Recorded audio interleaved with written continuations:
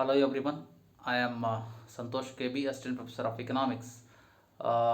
Now I am going to discuss remedial measures to deflation and deflationary gap. So ಈ ಒಂದು ಸಂದರ್ಭದಲ್ಲಿ ಆ, ಹಣದಿಳಿತದ ಪರಿಹಾರ ಕ್ರಮಗಳು ಅಥವಾ ಹಣದಿಳಿತ ಅನ್ನುವಂಥ ಒಂದು ಸನ್ನಿವೇಶವನ್ನು ಎದುರಿಸುವಂಥದ್ದು ಹೇಗೆ, ಅದನ್ನು ನಿಯಂತ್ರಿಸುವಂಥ ಕ್ರಮಗಳು ಯಾವ್ಯಾವು ಮತ್ತು ಹಣದಿಳಿತದ ಅಂತರ, ಈ ಒಂದು ಪರಿಕಲ್ಪನೆಗಳ ಬಗ್ಗೆ ನಾನು ಚರ್ಚೆ ಮಾಡ್ತೇನೆ. ಮೊದಲಿಗೆ ಹಣದಿಳಿತ ಅನ್ನುವಂಥ ಒಂದು ಸನ್ನಿವೇಶ ಇದೆ. ಸರಕು ಮತ್ತು ಸೇವೆಗಳ ಬೆಲೆಗಳು ನಿರಂತರವಾಗಿ ಇಳಿಕೆಯಾಗುತ್ತಿರುವಂಥ ಸನ್ನಿವೇಶ, ಹಣದ ಮೌಲ್ಯ ಹೆಚ್ಚುತ್ತಿರುವಂಥ ಸನ್ನಿವೇಶ, ಉತ್ಪಾದಕರು ಮತ್ತು ಮಾರಾಟಗಾರರು ನಿರಂತರ ನಷ್ಟವನ್ನು ಅನುಭವಿಸುತ್ತಿರುವಂಥ ಸನ್ನಿವೇಶದಿಂದ ಆರ್ಥಿಕತೆ ಹೊರಗೆ ಬರಲಿಕ್ಕೆ ಏನೆಲ್ಲ ಕ್ರಮಗಳನ್ನು ಕೈಗೊಳ್ಳಬಹುದು ಅನ್ನುವಂಥ ವಿಷಯದ ಬಗ್ಗೆ ಚರ್ಚೆ ಮಾಡೋದಾದರೆ, the number 1 is credit expansion, ಸಾಲದ ವಿಸ್ತರಣೆ. ಸೊ ಸಾಲದ ವಿಸ್ತರಣೆ is one of the important measure for correcting deflationary situations in the economy. So credit expansion, as far as the credit expansion is concerned, the Reserve Bank of India and commercial banks should implement a policy which results in credit expansion to promote business and industry in the economy. The Reserve Bank of India, in respect to India, but any central bank of any country and the commercial bank should implement a policy which results in credit expansion to promote business activities. So ಹಣದಿಳಿತದ ಸಂದರ್ಭದಲ್ಲಿ ಆರ್ಥಿಕತೆಯಲ್ಲಿ ಉತ್ಪಾದನಾ ಚಟುವಟಿಕೆಗಳು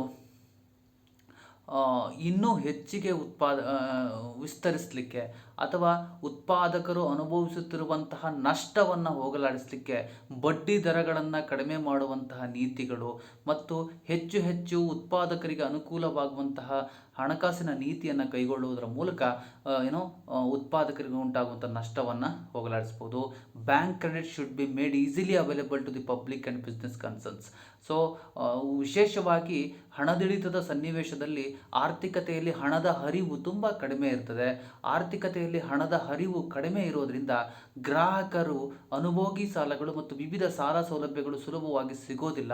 so ಆರ್ಥಿಕತೆ credit economy ಆಗಿರೋದಿಲ್ಲ. ಆದ್ದರಿಂದ ಈ ಒಂದು ಸಾಲ ಹಣವನ್ನು ಮತ್ತು ಹಣದ ಪೂರೈಕೆಯನ್ನು ಆರ್ಥಿಕತೆಯಲ್ಲಿ ಹೆಚ್ಚಿಸುವ ಪ್ರಯತ್ನ ಈ credit expansionary activities of the commercial banks as well as the reserve bank, central bank of any country should be done. So bank credit should be made easily available to the public, and then the business activities and trade activities should be flow in a smooth manner. So ಹಾಗಾಗಿ ಹಣದಿಳಿತದ ಸನ್ನಿವೇಶದಿಂದ ಹೊರಗೆ ಬರಲಿಕ್ಕೆ ಆ ಒಂದು ಹಣದಿಳಿತ ಉಂಟಾಗಲಿಕ್ಕೆ ಪ್ರಮುಖವಾದ ಕಾರಣ ಏನು ಅಂತಂದರೆ ಅದು ಹಣದ ಪೂರೈಕೆಯಲ್ಲಿನ ಕೊರತೆ ಅಥವಾ ಆರ್ಥಿಕತೆಯಲ್ಲಿ ಹಣದ ಸಂಚಾರ ಕಡಿಮೆ ಇರೋದು. ಹಾಗಾಗಿ ಆ ಹಣದ ಹರಿವನ್ನು ಹೆಚ್ಚಿಸುವುದಕ್ಕೆ ಯಾವೆಲ್ಲ ಕ್ರಮಗಳು ಬೇಕು ಅವೆಲ್ಲ ಕ್ರಮಗಳು ಕೇಂದ್ರ ಬ್ಯಾಂಕು ಅನುಸರಿಸಿದರೆ ಅದು ಹಣದಿಳಿತದ ಸನ್ನಿವೇಶದಿಂದ ಹೊರಗೆ ಬರಲಿಕ್ಕೆ ಸುಲಭವಾಗುತ್ತೆ ಅಂತ ಹೇಳ್ಬೋದು. And number 2 is lowering the taxation. When people have less purchasing power or disposable income means when there is a high level of taxation in the economy. So ಯಾವ ಆರ್ಥಿಕತೆಯಲ್ಲಿ ಅಧಿಕ ದರದ ತೆರಿಗೆ ದರಗಳನ್ನು ನಿಗದಿ ಮಾಡಲಾಗಿರುತ್ತದೆಯೋ ಅಂತಹ ಆರ್ಥಿಕತೆಯಲ್ಲಿ ಜನರ ಕೊಳ್ಳುವ ಸಾಮರ್ಥ್ಯ ಕಡಿಮೆ ಇರ್ತದೆ ಮತ್ತು ಜನರ ವಿನಿಯೋಗಿಸಬಹುದಾದ ಆದಾಯ ಕಡಿಮೆ ಇರ್ತದೆ.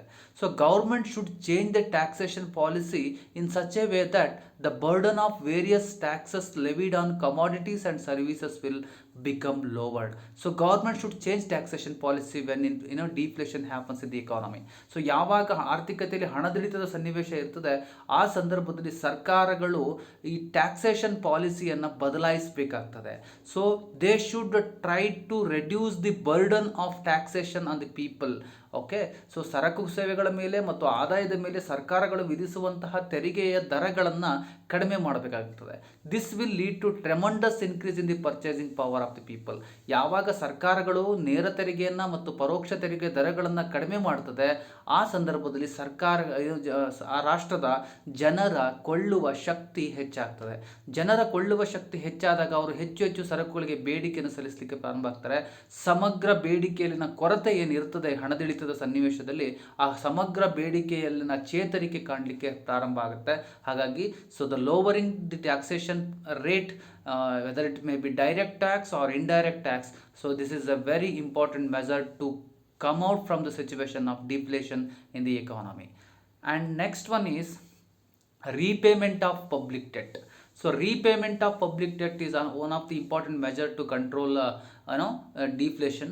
So deflation happens because of less availability of money in the economy, or less availability of trade activities, or less availability of supply of money.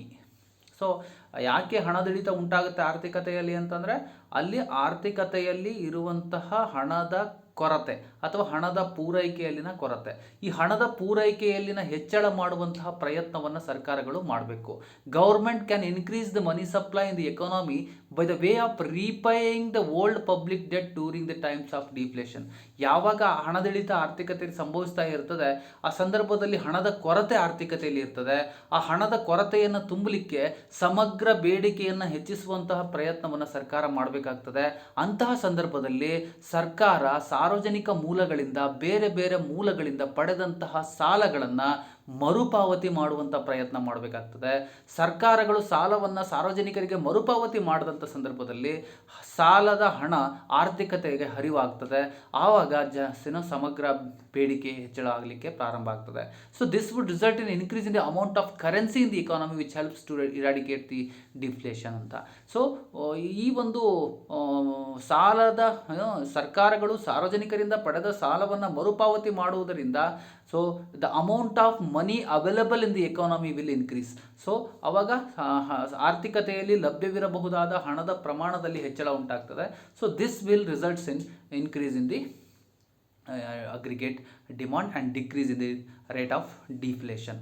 So ಹಾಗಾಗಿ ಆರ್ಥಿಕತೆಯಲ್ಲಿ ಹಣದ ಹರಿವನ್ನು ಹೆಚ್ಚಿಸಲಿಕ್ಕೆ ಸರ್ಕಾರಗಳು ಏನು ಮಾಡ್ಬೋದು, ತಾವು ಸಾರ್ವಜನಿಕ ಮೂಲಗಳಿಂದ ಪಡೆದ ಸಾಲವನ್ನು ಮರುಪಾವತಿ ಮಾಡುವಂಥ ಪ್ರಯತ್ನವನ್ನು ಮಾಡಬೇಕಾಗುತ್ತೆ. And then initiative to attract more investment. So ಹಣದುಳಿತದ ಸಂದರ್ಭದಲ್ಲಿ so producers will be in a situation of pessimistic approach. So ಅವರು ಭವಿಷ್ಯದ ಬಗ್ಗೆ, ಆರ್ಥಿಕತೆಯ ಬಗ್ಗೆ ಉತ್ಪಾದಕರು ಮತ್ತು ಮಾರಾಟಗಾರರು ನಿರಾಶಾವಾದಿಗಳಾಗಿರ್ತಾರೆ. ಸೊ ಅವರಿಗೆ ಬರಬಹುದಾದ ಆದಾಯ, ಅವರು ಗಳಿಸಬಹುದಾದ ಆದಾಯ, ಅವರಿಗೆ ಬರಬೇಕಾದ ಲಾಭದ ಪ್ರಮಾಣ ಕಡಿಮೆ ಆಗ್ತಾ ಹೋಗೋದ್ರಿಂದ ಅವರು ಭವಿಷ್ಯದ ಬಗ್ಗೆ ನಿರುತ್ಸಾಹಕರಾಗಿರ್ತಾರೆ. ಸೊ ಹಾಗಾಗಿ ಈ ಹೂಡಿಕೆದಾರರಿಗೆ ಉತ್ಸಾಹವನ್ನು ಕೈಗೊಳ್ಳುವಂಥ ಪ್ರಯತ್ನ ಆಗಬೇಕು. Government should formulate and implement favourable trade policies which are investment friendly. ಸರ್ಕಾರಗಳು ವ್ಯಾಪಾರ ನೀತಿಯನ್ನು, ವಾಣಿಜ್ಯ ನೀತಿಯನ್ನು, ಹೂಡಿಕೆ ನೀತಿಯನ್ನು ಹೆಚ್ಚು ಹೂಡಿಕೆ ವಿಶ್ವಾಸಿ ಅಥವಾ ಹೂಡಿಕೆ ಸ್ನೇಹಿಯಾಗಿ ಬೆಳೆಯುವಂತೆ ಮಾಡಲಿಕ್ಕೆ ಪ್ರಯತ್ನಗಳನ್ನ ಮಾಡಬೇಕು. This will attract the attention of foreign institutional investors and domestic as well. So this will attract the attention of foreign institutional investors.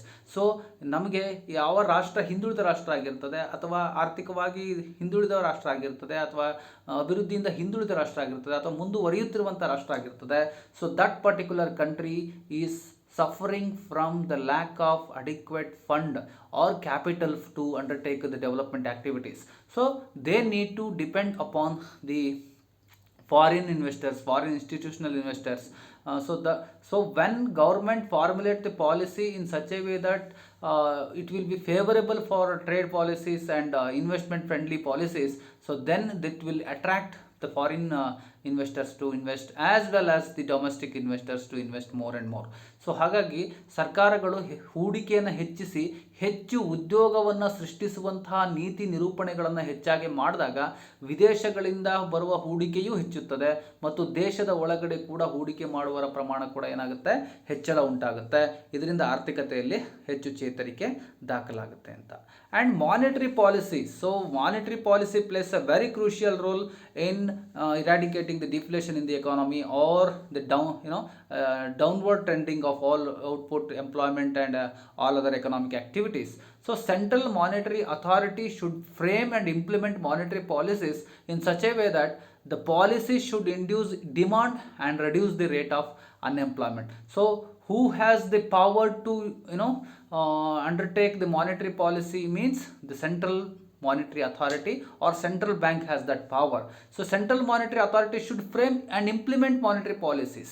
So they have the power to implement monetary policies. They have to implement the policies in such a way that the policies should induce demand and reduce the rate of unemployment. So ಈ ಹಣಕಾಸು ನೀತಿಯನ್ನು ಕೈಗೊಳ್ಳುವಂತಹ ಒಂದು ಅಧಿಕಾರ ಇರೋದು ಕೇಂದ್ರ ಬ್ಯಾಂಕಿಗೆ ಇರ್ತದೆ, ಕೇಂದ್ರ ಹಣಕಾಸು ಪ್ರಾಧಿಕಾರಕ್ಕೆ ಇರ್ತದೆ. ಸೊ ಈ ಕೇಂದ್ರ ಹಣಕಾಸು ಪ್ರಾಧಿಕಾರವು ಕೈಗೊಳ್ಳುವಂತಹ ಹಣಕಾಸು ನೀತಿಗಳು ಹೇಗಿರಬೇಕು ಎಂದರೆ ಅದು ಆರ್ಥಿಕತೆಯಲ್ಲಿ ಬೇಡಿಕೆಯ ಮಟ್ಟವನ್ನು ಹೆಚ್ಚಿಸುವಂತಹ ಪ್ರಯತ್ನವನ್ನು ಮಾಡಬೇಕಾಗ್ತದೆ ಮತ್ತು and it reduce the rate of unemployment. ಅದು ಹಣದುಬ್ಬ ಆರ್ಥಿಕತೆಯಲ್ಲಿ ನಿರುದ್ಯೋಗದ ಮಟ್ಟವನ್ನು ಕಡಿಮೆ ಮಾಡಬೇಕಾಗ್ತದೆ. ಸೊ ಚೀಪ್ ಮಾನಿಟರಿ ಪಾಲಿಸಿಯನ್ನು ಫಾಲೋ ಮಾಡೋದ್ರ ಮೂಲಕ, ಅಗ್ಗದ ಹಣಕಾಸು ನೀತಿಯನ್ನು ಫಾಲೋ ಮಾಡೋದ್ರ ಮೂಲಕ ಆರ್ಥಿಕತೆಯಲ್ಲಿ ಹೆಚ್ಚು ಹೂಡಿಕೆಗಳಾಗುವಂತೆ ನೋಡಿಕೊಂಡು ಆರ್ಥಿಕತೆಯಲ್ಲಿ ಹೆಚ್ಚು ಹೆಚ್ಚು ಉತ್ಪಾದನೆ ಮತ್ತು ಉದ್ಯೋಗ ಚಟುವಟಿಕೆಗಳು ವಿಸ್ತರಣೆ ಆಗೋದಾಗಿ ನಿರುದ್ಯೋಗ ನಿವಾರಣೆಯಾಗುವಂತಹ ಪ್ರಯತ್ನವನ್ನು ಸೆಂಟ್ರಲ್ ಮಾನಿಟರಿ ಅಥಾರಿಟಿ ಕೈಗೊಳ್ಳಬೇಕಾಗ್ತದೆ. ಅಂತಹ ಸನ್ನಿವೇಶದಲ್ಲಿ ನಮ್ಮ ಡಿಫ್ಲೇಷನ್ ಅನ್ನುವಂಥ ಸಿಚುವೇಶನಿಂದ ನಾವು ಹೊರಗೆ ಬರಲಿಕ್ಕೆ ಅನುಕೂಲ ಆಗುತ್ತೆ. And deflation and deflation, so these ನಾನು ಏನೇ ಚರ್ಚೆ ಮಾಡಿದೆ ಇವೆಲ್ಲ ಅಂಶಗಳು ಆರ್ಥಿಕತೆಯಲ್ಲಿ ಈ ಹಣದ ಇಳಿತದ ಸನ್ನಿವೇಶದಿಂದ ಹೊರಗೆ ಬರಲಿಕ್ಕೆ ಅತ್ಯಂತ ಪ್ರಮುಖವಾದ ಪಾತ್ರವನ್ನು ವಹಿಸ್ತವೆ. So the next important topic is deflationary gap. ಹಣದಿಳಿತದ ಅಂತರ. ಸೊ ಹಣದಿಳಿತ ಅಂದರೆ ಏನು ಅಂತ ಗೊತ್ತಾಗಿದೆ ನಮಗೆ. ಹಣದಿಳಿತ ಯಾಕೆ ಆಗುತ್ತೆ ಅಂತ ಗೊತ್ತಾಗಿದೆ ನಮಗೆ. ಹಣದಿಳಿತದಿಂದ ಏನು ಪರಿಣಾಮ ಆಗುತ್ತೆ ಅಂತ ನಮ್ಗೆ ಗೊತ್ತಿದೆ. ಹಣದಿಳಿತವನ್ನು ಹೇಗೆ ಕಡಿಮೆ ಮಾಡ್ಬೋದು ಅನ್ನುವಂಥ ಅಂಶ ಕೂಡ ಗೊತ್ತಿದೆ. ಸೊ ಇಲ್ಲಿ ಒಂದು beautiful concept that is deflationary gap, ಹಣದಿಳಿತದ ಅಂತರ. So definition of what is deflationary gap ಅಂತ ನೋಡೋದಾದರೆ, ಹಣದಿಳಿತದ ಅಂತರ ಅಂದರೆ ಏನು ಅಂತ ನೋಡೋದಾದರೆ, deflationary gap is an economic situation in which total spending in an economy is insufficient to buy all the product that can be produced with a full employment capacity. So deflationary gap is an economic situation. It is an economic situation in which total spending in the economy is less or insufficient to buy all the output that can be produced with the full employment. So ಪೂರ್ಣೋದ್ಯೋಗ ಮಟ್ಟದಲ್ಲಿ ಉತ್ಪಾದಿಸಿದಂತಹ ಸರಕು ಮತ್ತು ಸೇವೆಗಳನ್ನು ಖರೀದಿಸಲಿಕ್ಕೆ ನಮ್ಮಲ್ಲಿ ಸಮಗ್ರ ಬೇಡಿಕೆ ಅತ್ಯಂತ ಕನಿಷ್ಠ ಸ್ಥಿತಿಯಲ್ಲಿರುವಂತಹ ಒಂದು ಸನ್ನಿವೇಶ. ಆರ್ಥಿಕತೆಯಲ್ಲಿ ಸರಕು ಸೇವೆಗಳ ಬೇಡಿಕೆ ಕಡಿಮೆ ಇರ್ತದೆ, ಉತ್ಪಾದನೆ ಹೆಚ್ಚಿರುವಂಥ ಸನ್ನಿವೇಶವನ್ನು ನಾವು ಡಿಫ್ಲೇಷನರಿ ಗ್ಯಾಪ್. ಈ ಸರಕು ಸೇವೆಗಳ ಇರುವಂತಹ ಬೇಡಿಕೆ ಕಡಿಮೆ ಮತ್ತು ಸರಕು ಸೇವೆಗಳ ಪೂರೈಕೆಯಲ್ಲಿನ ಹೆಚ್ಚಳ, ಇವುಗಳ ನಡುವಿನ ಅಂತರವನ್ನು ನಾವು ಡಿಫ್ಲೇಷನರಿ ಗ್ಯಾಪ್ ಅಂತೇಳಿ ಕರಿತೀವಿ. ಓಕೆ, ಸಮಗ್ರ ಬೇಡಿಕೆ ಮತ್ತು ಸಮಗ್ರ ಪೂರೈಕೆಯ ನಡುವಿನ ಅಂತರವನ್ನು ನಾವು ಡಿಫ್ಲೇಷನರಿ ಗ್ಯಾಪ್ ಅಥವಾ ಹಣದಿಳಿತದ ಅಂತರ. ಇಲ್ಲಿ ಯಾಕೆ ಅಂತರ ಸಂಭವಿಸ್ತದೆ ಅಂತಂದರೆ, ಆರ್ಥಿಕತೆಯಲ್ಲಿ ಸರಕು ಮತ್ತು ಸೇವೆಗಳ ಲಭ್ಯತೆ ಹೆಚ್ಚಿರ್ತದೆ. ಆ ಲಭ್ಯವಿರುವ ಸಂಪನ್ಮೂಲಗಳಿಗೆ, ಸರಕುಗಳಿಗೆ, ಸೇವೆಗಳಿಗೆ ಬೇಡಿಕೆ ಕಡಿಮೆ ಇರ್ತದೆ. ಈ ಸರಕು ಸೇವೆಗಳ ಲಭ್ಯತೆ ಹೆಚ್ಚಿರುವ ಮತ್ತು ಅವುಗಳಿಗೆ ಇರುವ ಬೇಡಿಕೆ ಕಡಿಮೆ ಇರುವಂತಹ ನಡುವಿನ ಅಂತರವನ್ನು ಹಣದಿಳಿತದ ಅಂತರ ಅಂಥೇಳಿ ಕರೀತಾರೆ. So this aggregate demand or aggregate expenditure is composed of. Aggregated demand ಅಂತ ಹಣದಿಳಿತದ ಸನ್ನಿವೇಶದಲ್ಲಿ ಈ ಸಮಗ್ರ ಬೇಡಿಕೆ ಕಡಿಮೆ ಇರ್ತದೆ. ಹಣದಿಳಿತದ ಸಮಯದಲ್ಲಿ ಸಮಗ್ರ ಬೇಡಿಕೆ ಕೊರತೆಯನ್ನು ಅನುಭವಿಸ್ತಾ ಇರ್ತೀವಿ. ಹಾಗಾದರೆ ಸಮಗ್ರ ಬೇಡಿಕೆ ಅಥವಾ ಸಮಗ್ರ ವೆಚ್ಚ ಏನನ್ನು ಒಳಗೊಂಡಿರ್ತದೆ ಅಂತ ನೋಡೋದಾದರೆ, ನಂಬರ್ 1 ಈಸ್ ಕನ್ಸಂಪ್ಷನ್ ಎಕ್ಸ್ಪೆಂಡಿಚರ್. ಒಬ್ಬ ವ್ಯಕ್ತಿ ಅಥವಾ ರಾಷ್ಟ್ರದ ವ್ಯಕ್ತಿಗಳು ಅನುಭೋಗಕ್ಕಾಗಿ ಮಾಡುವಂತಹ ವೆಚ್ಚವನ್ನು ಇದು ಒಳಗೊಂಡಿರ್ತದೆ. ಮತ್ತು investment expenditure. Okay, so investment expenditure ಹೂಡಿಕೆ ವೆಚ್ಚ. ಒಂದು ರಾಷ್ಟ್ರದಲ್ಲಿ ಹೂಡಿಕೆಯ ಮೇಲೆ ಮಾಡುವಂಥ ವೆಚ್ಚಗಳನ್ನು ಇದು ಒಳಗೊಂಡಿರ್ತದೆ. ಆ್ಯಂಡ್ ಗೌರ್ಮೆಂಟ್ ಎಕ್ಸ್ಪೆಂಡಿಚರ್, ಸರ್ಕಾರ ಬೇರೆ ಬೇರೆ ಉದ್ದೇಶಕ್ಕಾಗಿ ಮಾಡುವಂಥ ಸಾರ್ವಜನಿಕ ವೆಚ್ಚಗಳನ್ನು ಒಳಗೊಂಡಿರ್ತದೆ. And trade balance are the value of export minus the value of imports. ಈ ಟ್ರೇಡ್ ಬ್ಯಾಲೆನ್ಸ್ ಕೂಡ ಅಗ್ರಿಗೇಟ್ ಡಿಮಾಂಡಲ್ಲಿ ಇರ್ತದೆ. ಸೊ ನಾವು ಬೇರೆ ರಾಷ್ಟ್ರಕ್ಕೆ ಮಾಡಿದಂತಹ ರಫ್ತುಗಳು ಮತ್ತು ಬೇರೆ ರಾಷ್ಟ್ರದಿಂದ ಮಾಡಿಕೊಂಡಂತಹ ಆಮದುಗಳ ನಡುವಿನ ಅಂತರ ಅವುಗಳ ಮೈನಸ್ ಅಥವಾ ಪಾಸಿಟಿವ್ ವ್ಯಾಲ್ಯೂ ಏನಿರ್ತದೆ, ಟ್ರೇಡ್ ಬ್ಯಾಲೆನ್ಸ್ ಪಾಸಿಟಿವ್ ಇರುತ್ತೋ, ಟ್ರೇಡ್ ಬ್ಯಾಲೆನ್ಸ್ ನೆಗೆಟಿವ್ ಇರುತ್ತೋ, ಆ ಅಂಶಗಳನ್ನು ಕೂಡ ಒಳಗೊಂಡಿರ್ತದೆ. ಒಟ್ಟಾರೆ ಸಮಗ್ರ ಬೇಡಿಕೆ ಅಂತಂದರೆ ಅದು ಅನುಭೋಗದ ವೆಚ್ಚ, ಹೂಡಿಕೆಯ ವೆಚ್ಚ, ಸರ್ಕಾರದ ವೆಚ್ಚ ಮತ್ತು ವ್ಯಾಪಾರದ ಅಂತರ ಏನು ಬ್ಯಾಲೆನ್ಸನ್ನು ಸಮತೋಲನವನ್ನು ಹೊಂದಿರ್ತದೆ. ಅಥವಾ ಇನ್ಕಮ್ ಫ್ರಮ್ ಅಬ್ರಾಡ್, ವಿದೇಶಗಳಿಂದ ಬರುವ ಆದಾಯ, ನಿವ್ವಳ ಆದಾಯವನ್ನು ಕೂಡ ಸೇರಿಕೊಂಡಿರ್ತದೆ. ಇವೆಲ್ಲವನ್ನು ಸೇರಿದರೆ ನಾವು ಅಗ್ರಿಗೇಟೆಡ್ ಡಿಮಾಂಡ್ ಅಂತೇಳಿ ಕರಿತೀವಿ. So let us denote aggregate value of output at full employment level by YF. Okay, let us denote aggregate value of output at full employment level is YF. So ಒಂದು ನಿರ್ದಿಷ್ಟ ಸಮಯದಲ್ಲಿ ಆರ್ಥಿಕತೆಯಲ್ಲಿ ಉತ್ಪಾದನೆಯಾದ ಸರಕು ಮತ್ತು ಸೇವೆಗಳು, ಪೂರ್ಣೋದ್ಯೋಗ ಮಟ್ಟದಲ್ಲಿ ಉತ್ಪಾದನೆಯಾದ ಸರಕು ಮತ್ತು ಸೇವೆಗಳನ್ನು YF ಅಂತ ನಾವು ಕನ್ಸಿಡರ್ ಮಾಡಿದರೆ, ಡಿಫ್ಲೇಷನರಿ ಗ್ಯಾಪ್ ಅಂತ ಹೆಂಗೆ ಕಂಡುಹಿಡಿತೀವಿ ಅಂದರೆ ಇದನ್ನು, so deflationary gap is given by C+I+G is less than value of output at full employment level. So ನಾನೀಗೇನು ಹೇಳಿದೆ, ಸೊ C+I+G x-M ಇದನ್ನು ಸಮಗ್ರ ಬೇಡಿಕೆ ಅಂತ ಕರಿತೀವಿ. YF ಇದನ್ನು ಸಮಗ್ರ ಪೂರೈಕೆ ಅಂತ ಕರಿತೀವಿ. ಪೂರ್ಣೋದ್ಯೋಗ ಮಟ್ಟದಲ್ಲಿ ಉತ್ಪಾದನೆಯಾದ ಸರಕುಗಳು ಅಂತ ಕರಿತೀವಿ. ಸೊ ಇವೆರಡರ ನಡುವಿನ ಅಂತರವನ್ನು ನಾವು ಹಣದಿಳಿತದ ಅಂತರ ಅಂತ ಕರಿತೀವಿ. ಇಲ್ಲಿ ಸಮಗ್ರ ಬೇಡಿಕೆಯು ಸಮಗ್ರ ಪೂರೈಕೆಗಿಂತ ಕಡಿಮೆ ಇರುವುದರಿಂದ ಇಲ್ಲಿ ಹಣದಿಳಿತದ ಅಂತರ ಉದ್ಭವ ಆಗ್ತದೆ. ಇಲ್ಲಿ ಉತ್ಪಾದನೆಯಾದ ಸರಕುಗಳು ಹೆಚ್ಚಿರ್ತವೆ, ಆ ಸರಕಿಗೆ ಬೇಡಿಕೆ ಕಡಿಮೆ ಇರ್ತದೆ. ಸೊ ಆದ್ದರಿಂದ ಹಣದಿಳಿತ ಆರ್ಥಿಕತೆಯಲ್ಲಿ ಸಂಭವಿಸ್ತದೆ. ಸೊ ಈ ಹಣದಿಳಿತದ ಅಂತರ ಸಂಭವಿಸುವ ಒಂದು ಸನ್ನಿವೇಶವನ್ನು ಈ ರೇಖಾಚಿತ್ರದಲ್ಲಿ ನಾವು ನೋಡಬಹುದು. ಸೊ ಈ ರೇಖಾಚಿತ್ರದಲ್ಲಿ OY ಅಕ್ಷ ಅಥವಾ ವರ್ಟಿಕಲ್ ಆಕ್ಸೆಸ್ ಅಗ್ರಿಗೇಟ್ ಎಕ್ಸ್ಪೆಂಡಿಚರನ್ನು ಸೂಚಿಸ್ತದೆ ಮತ್ತು OY ಅಕ್ಷ OX ಆಕ್ಸಿಸ್ ನ್ಯಾಷನಲ್ ಇನ್ಕಮನ್ನು ಸೂಚಿಸ್ತದೆ. ಸೊ ಇಲ್ಲಿ 45 ಡಿಗ್ರಿ ಲೈನಲ್ಲಿ ಏನು ನಾವು ರೇಖೆಯನ್ನು ಎಳೆದಿದ್ದೀವಿ, ಇದು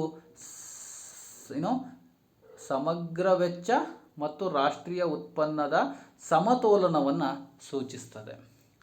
ಸೊ ಇಲ್ಲಿ AD ಅನ್ನುವಂತಹ ಒಂದು ರೇಖೆ ಏನು ಎಳೆದಿದ್ದೀವಿ, so this AD curve shows aggregated demand. ನಾನೇನು ಈಗಾಗಲೇ ಹೇಳಿದೆ, consumption expenditure, investment expenditure, government expenditure and net income from abroad. So ಇವುಗಳನ್ನೆಲ್ಲ ಸೇರಿದರೆ ನಾವು ಅಗ್ರಿಗೇಟೆಡ್ ಡಿಮಾಂಡ್ ಅಂತೇಳಿ ಕರಿತೀವಿ. ಅಗ್ರಿಗೇಟೆಡ್ ಡಿಮಾಂಡ್ ಅಂತೇಳಿ ನಾವಿಲ್ಲಿ ಕರಿತಾ ಇದ್ದೀವಿ. So at point aggregated demand intersected the 45 degree line here, where here there is a equilibrium between aggregated demand and aggregate supply. So ಈ ಸನ್ನಿವೇಶದಲ್ಲಿ ಸಮಗ್ರ ಬೇಡಿಕೆ ಮತ್ತು ಸಮಗ್ರ ಪೂರೈಕೆ ಎರಡು ಸಮತೋಲನವನ್ನು ಹೊಂದಿದ್ದಾವೆ. ಸೊ ಆದರೆ ಪೂರ್ಣೋದ್ಯೋಗ ಮಟ್ಟದ ಉತ್ಪಾದನೆಯಲ್ಲಿ YF ಪೂರ್ಣೋದ್ಯೋಗ ಮಟ್ಟದ ಉತ್ಪಾದನೆಯಲ್ಲಿ ಸಮಗ್ರ ಬೇಡಿಕೆಯು ಸಮಗ್ರ ಪೂರೈಕೆಗಿಂತ ಕಡಿಮೆ ಇರ್ತದೆ. ಸೊ ಪೂರ್ಣೋದ್ಯೋಗ ಮಟ್ಟದ ಉತ್ಪಾದನೆಯಲ್ಲಿ ಏನು ಸಮಗ್ರ ಬೇಡಿಕೆ ಇದೆ, ಇದು ಸಮಗ್ರ ಪೂರೈಕೆಗಿಂತ ಕಡಿಮೆ ಇರೋದ್ರಿಂದ A and B portion, so A and B portion shows the deflationary gap. So ಇಲ್ಲಿ ಸಮಗ್ರ ಬೇಡಿಕೆ ಸಮಗ್ರ ಪೂರೈಕೆಗಿಂತಲೂ ಕಡಿಮೆ ಇರೋದ್ರಿಂದ, ಸೊ ಇಲ್ಲಿ ಸಮಗ್ರ ಬೇಡಿಕೆ ಕಡಿಮೆ ಇದೆ, ಸಮಗ್ರ ಪೂರೈಕೆ ಹೆಚ್ಚಿದೆ, ಆದ್ದರಿಂದ ಹಣದಿಳಿತದ ಅಂತರ ಸಂಭವಿಸ್ತದೆ. ಸೊ ಯಾವಾಗ ಸಮಗ್ರ ಬೇಡಿಕೆ ಮತ್ತು ಸಮಗ್ರ ಪೂರೈಕೆ ಒಂದಕ್ಕೊಂದು ಸಮಾಗಿರ್ತವೆ, ಅಲ್ಲಿ ಹಣದುಬ್ಬರ ಹಣದಿಳಿತ ಯಾವ ಸನ್ನಿವೇಶವೂ ಇರೋದಿಲ್ಲ. ಸೊ ಈ ಸನ್ನಿವೇಶದಲ್ಲಿ ಸಮಗ್ರ ಬೇಡಿಕೆ ಕಡಿಮೆ ಇದ್ದು ಸಮಗ್ರ ಪೂರೈಕೆ ಹೆಚ್ಚಳ ಉಂಟಾಗಿ ಇಲ್ಲಿ ಹಣದಿಳಿತದ ಅಂತರ ಸಂಭವಿಸ್ತದೆ. ಸೊ ಇದನ್ನು ನಾವು ಹಣದಿಳಿತದ ಅಂತರ ಅಂತ ಕರಿತೀವಿ. ಸೊ ಇದನ್ನು aggregate demand is less than aggregate supply is equal to deflationary gap. So ಯಾವಾಗ ಸಮಗ್ರ ಬೇಡಿಕೆ ಸಮಗ್ರ ಪೂರೈಕೆಗಿಂತ ಕಡಿಮೆ ಇರ್ತದೆಯೋ ಅಂತಹ ಸನ್ನಿವೇಶವನ್ನು ನಾವು ಡಿಫ್ಲೇಷನರಿ ಗ್ಯಾಪ್ ಅಂತೇಳಿ ಕರಿತೀವಿ. So the portion of A and B shows deflationary gap. Okay, and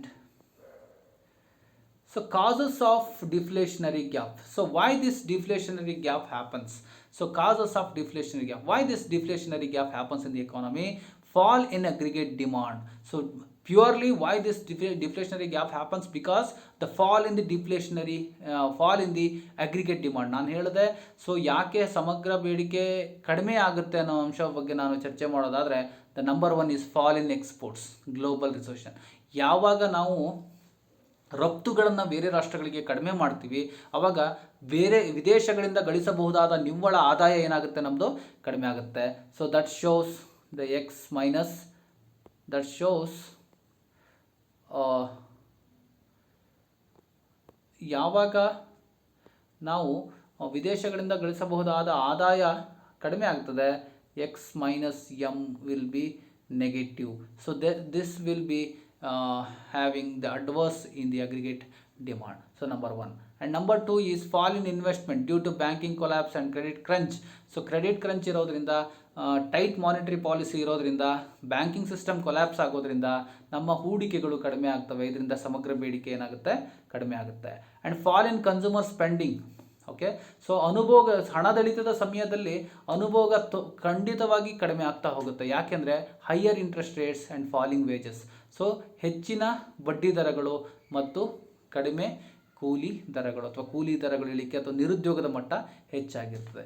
so ಈ ಒಂದು ಸೆಷನ್ನಲ್ಲಿ ನಾವು ಈ ಹಣದಿಳಿತ ಅನ್ನುವಂಥ ಒಂದು ಪರಿಕಲ್ಪನೆಯಿಂದ ಹೊರಬರಲಿಕ್ಕೆ ಯಾವ ಯಾವ ಕ್ರಮಗಳನ್ನು ಅನುಸರಿಸಬೇಕು ಮತ್ತು ಈ ಹಣದಿಳಿತದ ಅಂತರ, ಸಮಗ್ರ ಬೇಡಿಕೆ ಮತ್ತು ಸಮಗ್ರ ಪೂರೈಕೆ ನಡುವಿನ ಅಂತರ ಯಾಕೆ ಸಂಭವಿಸ್ತದೆ ಅನ್ನೋ ವಿಷಯದ ಬಗ್ಗೆ ಚರ್ಚೆ ಮಾಡಿದ್ದೀವಿ. Thank you one and all.